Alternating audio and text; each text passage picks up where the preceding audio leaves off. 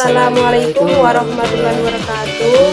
Kami dari kelompok 3 ingin mempresentasikan hasil diskusi kami.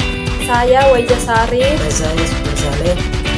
Tujuan kami membuat video ini adalah guna memenuhi tugas mata kuliah teori pembelajaran. Langsung saja kepada pemateri pertama untuk menyampaikan materinya. Di sini materi tentang teori belajar kognitif. Poin yang pertama adalah pengertian teori belajar kognitif.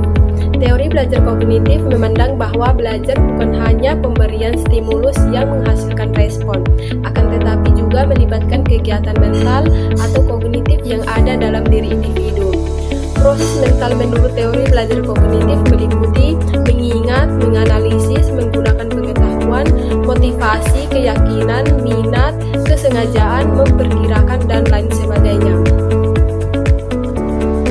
Menurut teori belajar kognitif, perubahan tingkah laku seseorang dipengaruhi oleh proses belajar dan berpikir internal, sehingga fokus utama dalam teori belajar kognitif lebih mementingkan proses belajar daripada hasil belajar. Poin yang kedua, jenis teori belajar kognitif. A. Teori Gestalt. Gestalt berasal dari bahasa Jerman pada tahun 1912 yang berarti whole configuration, yaitu bentuk yang utuh, pola kesatuan, dan keseluruhan. Teori Gestalt mengemukakan bahwa belajar adalah proses yang didasarkan pada pemahaman atau insight, karena manusia menggunakan kognisis atau proses berpikir.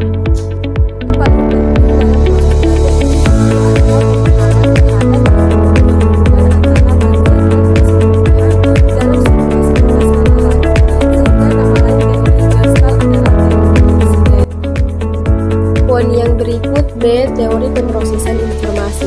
Teori belajar pemrosesan informasi sering disebut sebagai model kognitif informasi processing. Berbagai macam informasi yang masuk ke dalam pikiran melalui penginderaan seperti mendengar, melihat, atau merasakan. Namun tidak semua informasi yang diproses dapat tersimpan lama di dalam memori. Berikut deskripsi dari komponen-komponen teori pemrosesan informasi. 1. Penampungan penginderaan jangka pendek atau STSS. Penampungan penginderaan jangka pendek atau STSS merupakan komponen yang pertama dalam sistem memori dalam menerima informasi. Disebut juga dengan memori indera dewi.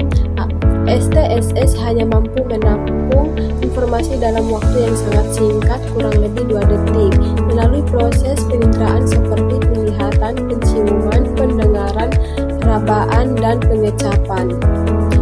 Materi selanjutnya saya berikan kepada teman saya untuk menyampaikan materinya.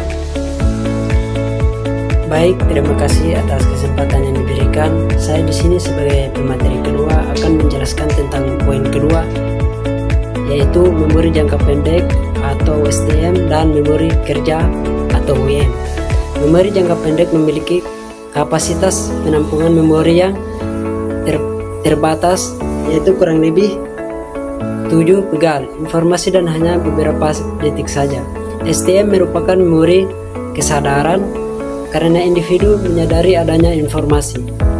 Tahapan penyimpanan informasi adalah stimulus atau informasi yang dari STTS kemudian diperhatikan dan diamati lebih dalam, maka akan masuk ke memori jangka pendek atau STM atau memori kerja WM. Yang ketiga, memori jangka panjang LTM. Memori jangka panjang atau long term memory adalah bagian dari sistem memori manusia yang menyimpan informasi dalam jangka periode yang cukup lama. Kapasitas memori jangka panjang sangat besar dan sangat lama dalam menyimpan informasi. C. Belajar bermakna. Belajar bermakna dikemukakan oleh David Ausubel. Ausubel adalah seorang psikologis kognitif asal Amerika Serikat 1918 sampai 2008. Belajar bermakna adalah proses mengaitkan informasi baru pada konsep-konsep relevan yang terdapat dalam struktur kognitif seseorang. Terima kasih. kasih. Mungkin ini saja yang dapat kami sampaikan. Wassalamualaikum warahmatullahi wabarakatuh.